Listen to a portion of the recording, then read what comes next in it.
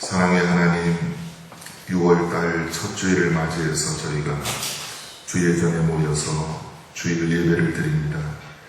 선택받은 하나님의 백성들에게 이날 복 주시기로 하나님이 약속하셨사오니 하나님을 만나는 시간, 이 세상에서 가장 좋은 하나님을 만나는 시간이 되게 하여 주시옵소서.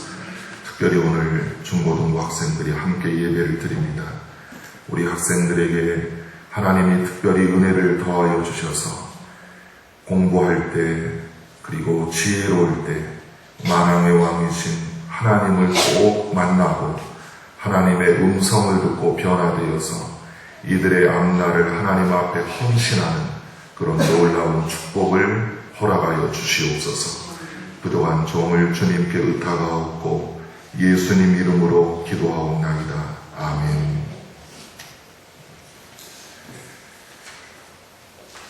복음성가에 불 속에라도 들어가서 이런 제목의 복음성가 찬양이 있습니다. 이 복음성가는 최수동 목사님이 만드신 그런 곡입니다. 이분은 뜻하지 않은 사고로 두 다리를 잃어버리고 나서 하나님을 만나게 됩니다. 두 다리보다 더 귀한 하나님의 은혜를 깨닫고 그리고 인생의 육신보다도 더 소중한 영적인 세계가 있다는 것을 이분은 알게 되었습니다. 그리고 복음을 전하기 위해서 불 속에라도 뛰어들겠다는 뜨거운 심령을 가지고 두 다리 선교회를 조직해서 장애인들 특별히 전도에 앞장을 서고 계십니다. 오늘 예수님이 말씀하십니다. 마음이 가난한 사람이 복이 있다. 그들이 천국을 얻게 될 것이다. 말씀하셨습니다. 이 말씀은 누가복음 6장 20절에도 나와 있는데요. 조금 틀립니다. 가난한 사람들은 복이 있다. 천국이 그들의 것입니다. 이렇게 말씀했습니다. 예수님은 사람이 떡으로만 사는 존재가 아니라고 알려주셨습니다. 모든 사람에게는 영적인 욕구가 있습니다. 즉 사람은 누구를 막론하고 그저 먹기 위해 사는 자신의 생존만으로 만족하지 못하는 그런 존재라는 것입니다. 누군가 말한 것처럼 사람에게는 행복 추구권이 있습니다. 하지만 사람들은 이 행복을 추구하는 과정에서 너무나 처절한 경쟁을 벌이고 있습니다. 지방선거가 끝났지만 얼마나 그 후유증이 심합니까? 남과 북이 분열된 것도 어려운 일인데 특별히 남남 분열이 얼마나 더 힘든가를 우리는 어떠한 일이 있을 때마다 알게 됩니다. 교회도 처절한 경쟁을 하고 있습니다. 신도시에 교회가 서게 되고 또 교회 주변에 새로운 아파트가 서게 되면은 각 교회마다 처절한 경쟁을 벌이고 한 사람이라도 더 끌어들이기 위해서 애를 씁니다. 정말 천하보다 한 영혼이 귀하다는 영혼을 사랑하는 마음으로 그렇게 교회를 알리고 우리 교회로 와달라고 하는 것인지 우리가 깊이 생각해 봐야 할 것입니다.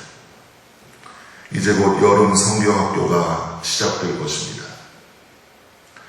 저는 목회를 하면서 많은 교회들, 특히 큰 교회들이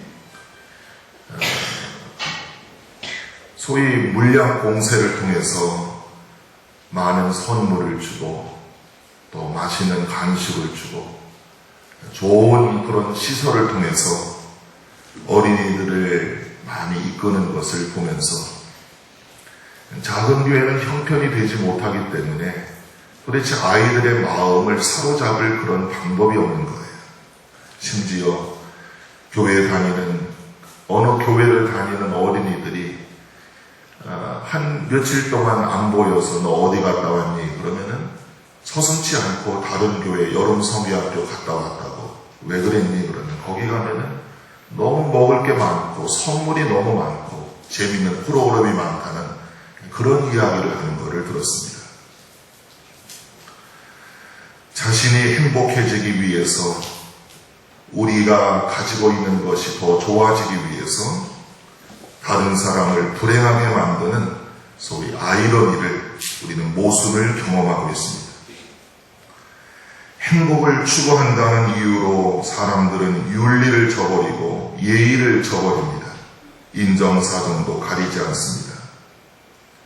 하지만 사람들의 이러한 어리석음으로 인해서 결국 우리가 사는 모든 세상은 불행해지고 있습니다.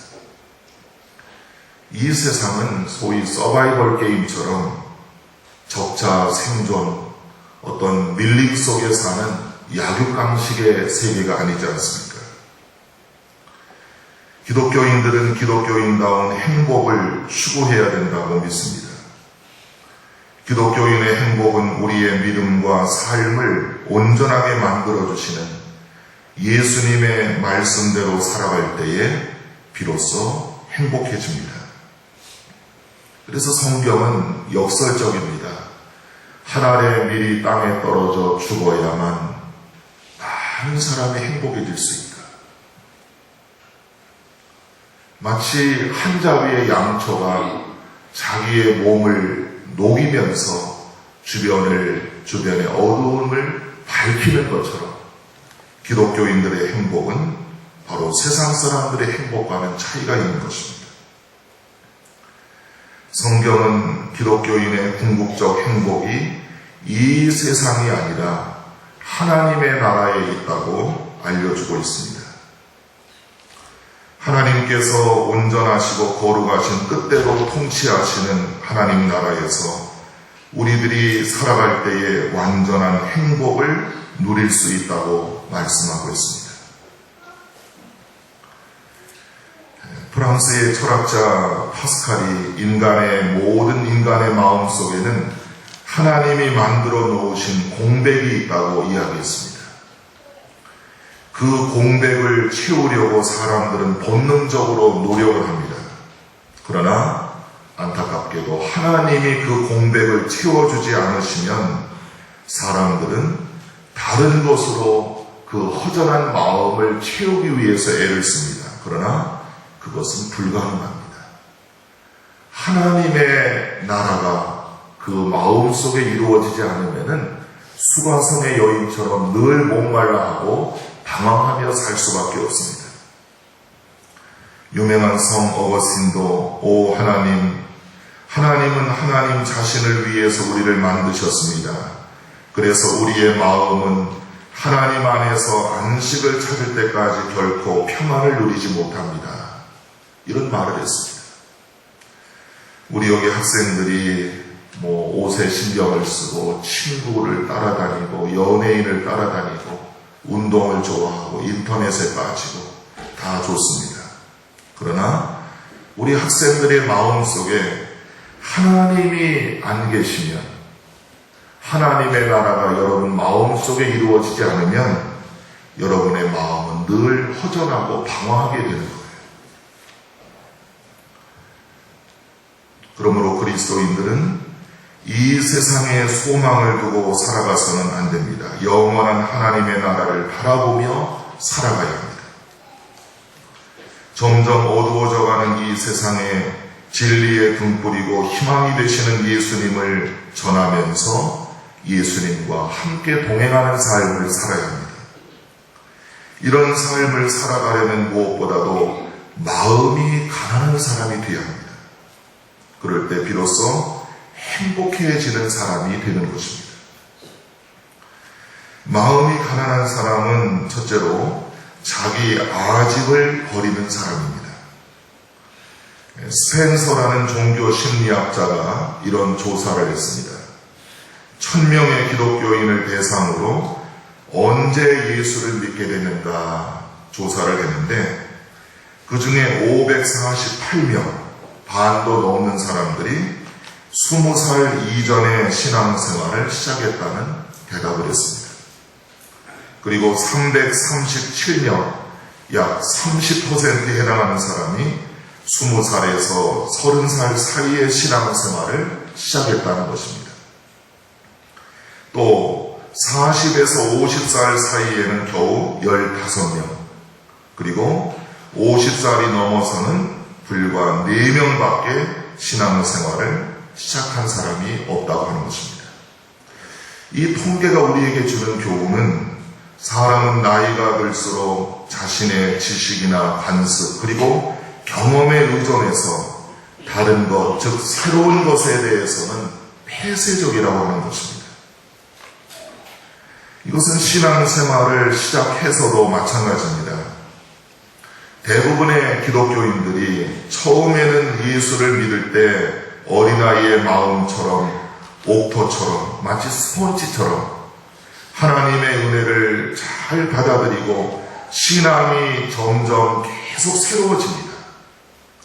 처음 교회에 나왔을 때는 얼마나 신앙생활을 잘하고 순수하고 스펀지처럼 잘 빨아들이는지 몰라요. 신앙이 자라는 것이 눈에 보일 정도입니다. 그러나 점점 신앙생활을 오래 해가면서 자기도 모르게 신앙에 타성해졌고 자기 아집이 생겨서 좀처럼 새로운 하나님의 은혜를 받아들이려고 하지를 않습니다. 부흥회를 해도 은혜를 받지 못합니다. 웬만한 설교 말씀에도 은혜를 받지 못합니다. 도전을 받지 못합니다. 하나님의 성령께서 역사하실 때 순수하고 부드럽고 온유한 마음, 겸손한 마음으로 자기를 부인하고 새롭게 변화되는 심령들이 되어야 할 것입니다. 우리가 잘 아는 나폴레옹을 예를 들면요.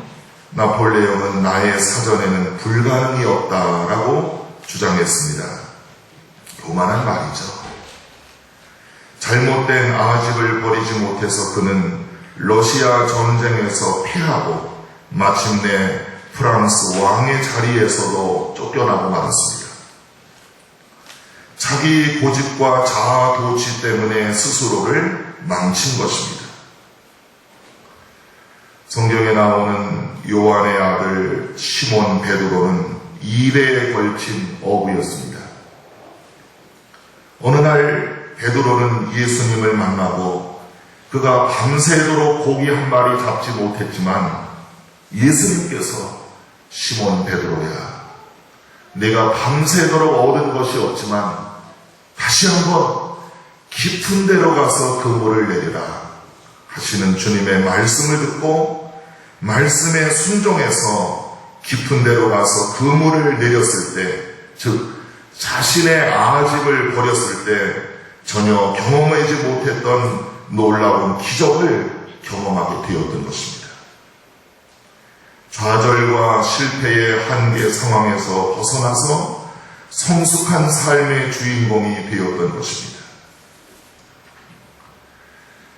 유명한 기독교 작가 필립 얀시라는 사람이 우리가 기댈 수 있는 것이 아무것도 없을 때, 심지어 우리 자신도 믿을 수 없을 때, 그때도 하나님은 그곳에 계십니다. 이런 말을 했습니다. 또 영국의 5만 번의 기도 응답을 받았던 조지 뮬러 목사님은 나는 아무것도 아닙니다. 나는 없는 것이 더 낫습니다. 그러나 내가 예수님 안에 있다면 나에게는 모든 것이 가능합니다. 이렇게 이야기했습니다. 마음이 가난한 사람은 이처럼 자기 지식이나 기술이나 경험이나 관습 같은 것에만 의존하거나 집착하지 않고 보라, 내가 새 일을 행하리라. 보라, 내가 만물을 새롭게 하노라. 이제 나타낼 것이라 말씀하시는 거룩한 성령의 거룩한 포로가 되는 것입니다. 나를 주님의 도구로 드리오니 주님 마음대로 사용하소서 하며 겸손하게 헌신하는 사람이 마음이 가난한 사람입니다. 하나님의 성령께서 우리 이웃사랑 교회를 새롭게 변화시켜 주시기를 원하고 계십니다. 아니, 저와 여러분들의 심령이 날마다 성령 안에서 새로워지기를 원하고 계십니다. 겸손하게 심령의 문을 열고 성령께서 이끄시는 대로 순종하며 거룩한 의의 열매를 맺는 삶을 살아야 할 것입니다. 두 번째로, 마음이 가난한 사람은 자기를 철저하게 비우는 사람입니다.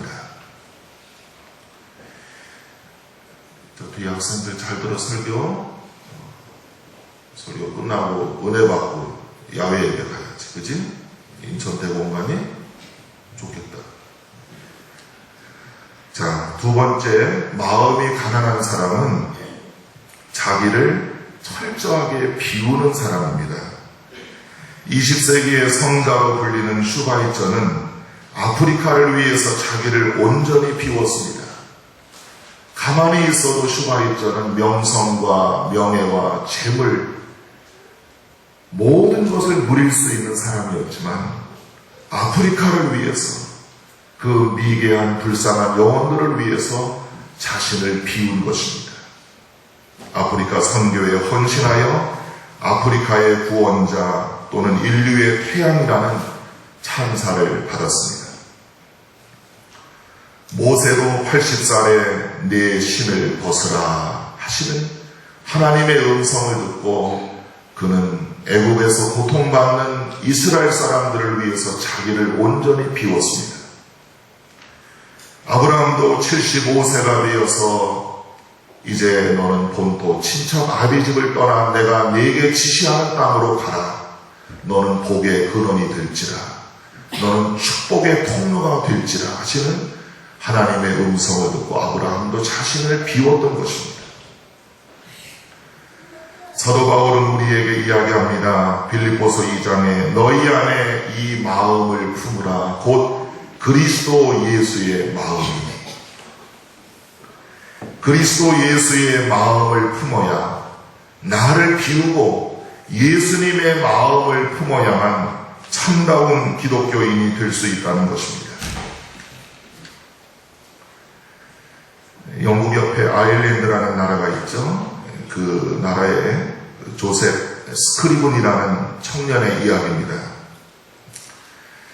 이 조셉의 애인이 약혼식을 며칠 앞두고 수영을 하다가 그만 익사를 했습니다.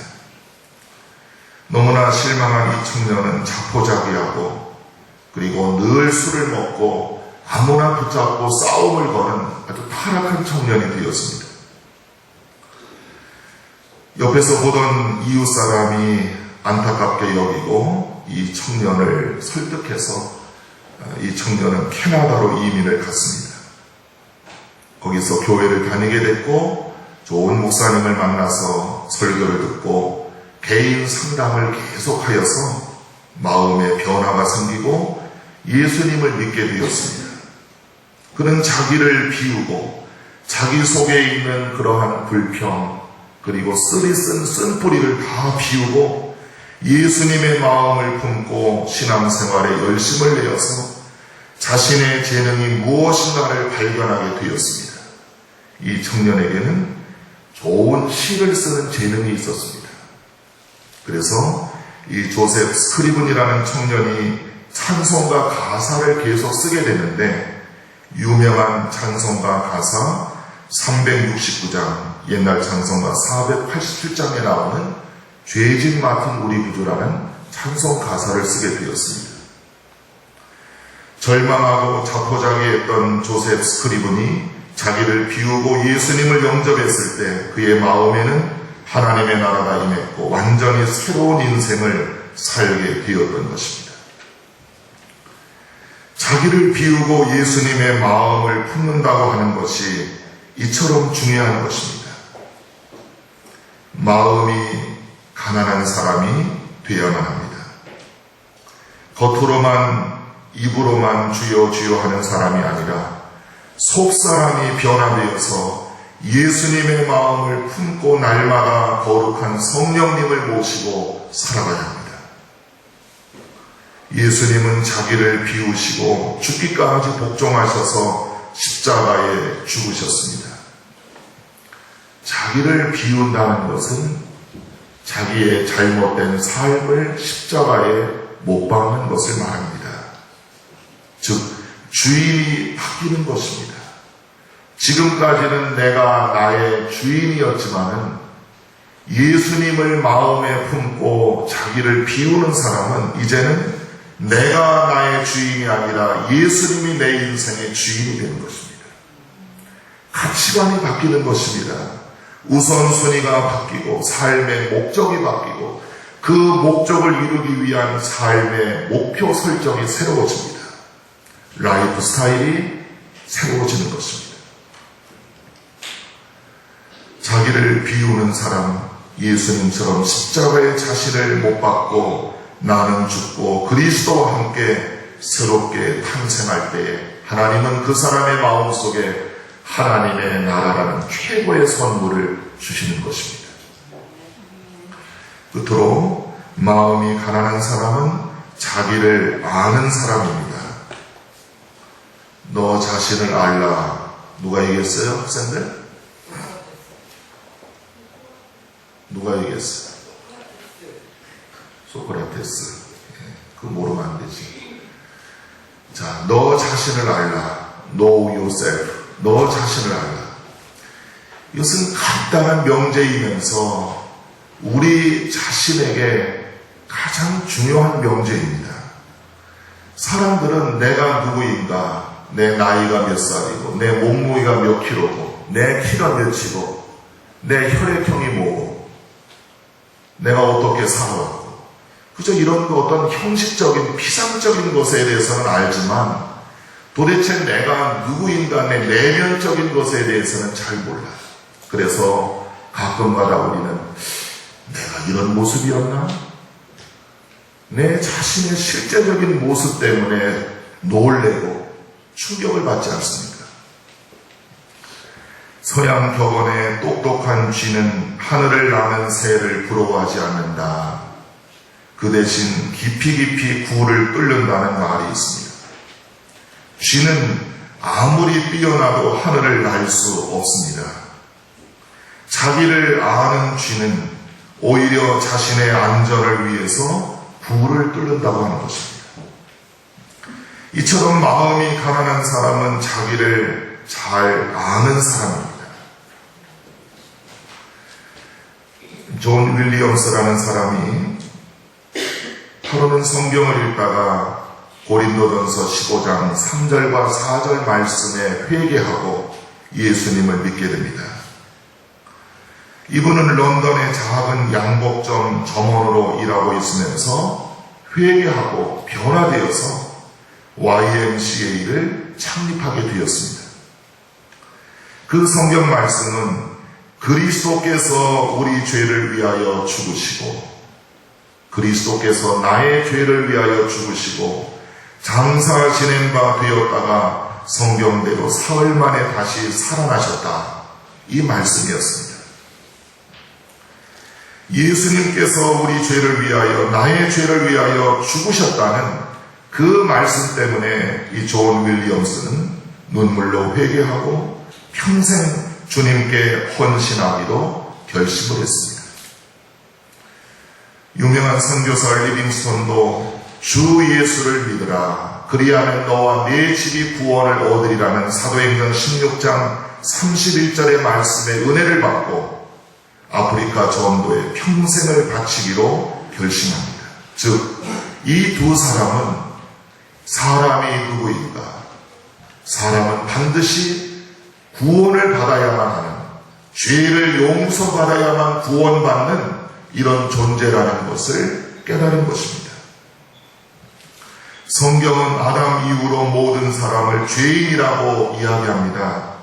이것 때문에 기독교 신앙에 적대감을 갖는 사람들이 많이 있습니다. 기독교는 잘못된 종교야. 내가 왜 죄인이야? 난 착하게 사는데. 난 누구한테 잘못한 거 없는데. 그러나 이것은 아무리 부정한다고 해도 분명한 사실입니다. 사람은 누구나 죄인입니다. 죄인된 사람들이 할 일은 하나밖에 없습니다. 다음 주에 보실 4절의 말씀, 애통하는 것입니다. 즉 자신의 잘못을 인정하고 통회하며 자복하는 것입니다. 회개하는 것입니다. 그리고 구원을 주시는 예수님을 나의 구주로 영접하는 것입니다. 그럴 때 죄와 사망의 세력으로부터 구원을 받게 됩니다. 이 방법 외에는 다른 길이 없습니다. 마가복음 1장 15절에 예수님이 때가 찼고 하나님의 나라가 가까이 왔으니 회개하고 복음을 믿으라 말씀하셨습니다. 회개하고 복음을 믿어야 하나님의 나라에 들어갈 수가 있다고 하는 것입니다. 유명한 조각가 로댕을 우리가 알고 있습니다. 대표 작품이 생각하는 사람이죠. 뭘 생각할까? 내 옷이 어디 갔나? 이게 아니죠. 이 로댕의 작품은 단테의 신곡 중에서 지옥편을 소재로 해서 지옥문 위에 만들어진 조각품입니다. 지옥문 위에서 이 생각하는 사람은 깊이 고민하고 있는 것입니다. 그런데 우리가 전문가는 아니지만 한번 이 작품에 대해서 생각해 봅시다. 누가 이 제목을 붙였는지는 모르지만 지옥문 위에 붙여진 글귀로는 별로 어울리지 않습니다. 지옥문 위에서, 바로 지옥문 앞에서 여러분 무슨 생각을 할 시간이 있겠습니까? 때가 이미 너무 늦은 것입니다. 우리는 아직 지금 기회가, 시간이 있을 때 깊이 생각해야 합니다. 히브리서 3장 1절에 그러므로 함께 하늘의 부르심을 받은 거룩한 형제들아, 우리가 믿는 도리의 사도이시며 대제사장이신 예수를 깊이 생각하라. 예수를 깊이 생각하라. 우리 학생들이 하루에 한 번씩이라도 예수님을 깊이 생각하시기 바랍니다. 십자가에서 여러분들을 위해서 피 흘리시고 여러분들의 모든 죄를 용서하신 예수님, 그 좋으신 예수님을 깊이 생각하며 기도하며 감사하며 살아가시기 바랍니다. 정말 나는 천국과 지옥을 믿고 신앙생활을 하고 있는가? 내가 비록 예수님을 믿고 교회를 다니고 있지만 지옥에 가지 않고 천국에 갈 수 있다는 구원의 확신이 분명히 나에게 있는가? 우리는 이것을 깊이 생각해야 할 것입니다. 예수님께서 가장 혐오했던 사람들은 바리새인들처럼 자기 눈 속에 들보는 보지 못하고 남의 눈 속에 티를 빼려고 했던 사람들입니다. 자신의 영적인 현재 위치를 전혀 모르고 착각하면서 신앙생활을 잘하고 있는 것처럼 외식하고 교만했던 바리새인들의 누룩을 경계하라고 예수님은 말씀하고 있습니다. 내가 누구입니까? 나의 영적인 현 주소는 어디입니까? 이것을 바로 깨닫는 사람이 마음이 가난한 사람이고, 그런 사람에게 하나님은 하나님의 나라를 선물로 주시는 것입니다. 날마다 하나님의 나라를 경험하며 날마다 하나님의 나라가 내 안에서 이루어지고 내 안에서 천국이 이루어져서 늘 감사하며 기뻐하며 하나님께 영광 돌리며 살아가는 천국 자녀들이 되시기를 바랍니다. 기도하겠습니다. 사랑의 하나님, 예수를 믿고 교회를 다니고 있지만 내 안에 하나님의 나라가 지금 이루어지고 있는지, 내 안에 천국이 있는지 우리는 오늘 예수님의 이 말씀을 통해서 깊이 생각하게 됩니다. 마음이 가난한 자가 복이 있나니 천국이 그들의 것이니라 말씀하셨습니다. 하나님, 이 자리에 모여 예배하는 저희들에게 무엇보다 우리의 마음이 가난하게 하시고 모든 것이 넉넉하고 화려하고 그리고 쾌락이 많이 있고 세상에 즐거움이 많이 있고 물질이면 최고라고 하는 이 세상에서 우리의 마음이 가난하게 하시고 우리의 마음이 깨끗하고 순수하게 하셔서 영원한 하나님의 나라, 영원한 천국을 우리가 소유할 수 있도록 도와주시옵소서. 예수님 이름으로 기도하옵나이다.